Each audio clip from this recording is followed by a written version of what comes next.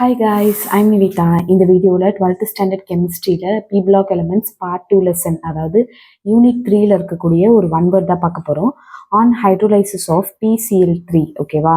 Phosphorus trichloride வந்துட்டு hydrolysis பண்ணும்போது உங்களுக்கு என்ன கிடைக்கும், ஓகே, அதுதான் கேட்குறாங்க. ஸோ ஆப்ஷன்ஸ் பார்த்தீங்கன்னா H3PO3 phosphorus acid, phosphine, H3PO4 phosphoric acid, ஓகேவா?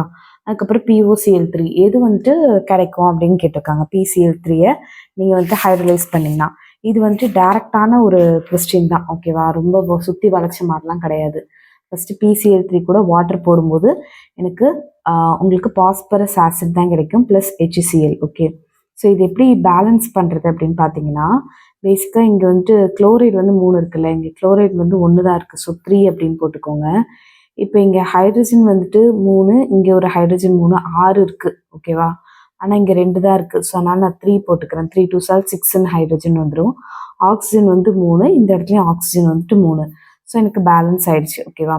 ஸோ உங்களுக்கு பேசிக்காகவே எப்படி அப்படின்னா, உங்களுக்கு PCl3 கூட வாட்டர் போடும்போது, ஓகேவா, நீங்கள் வந்துட்டு ஹைட்ரோலைசிஸ்னால் என்னது, தண்ணி சேர்க்கும் போது உங்களுக்கு HCl பிரிஞ்சு வந்துடும், ஓகேவா?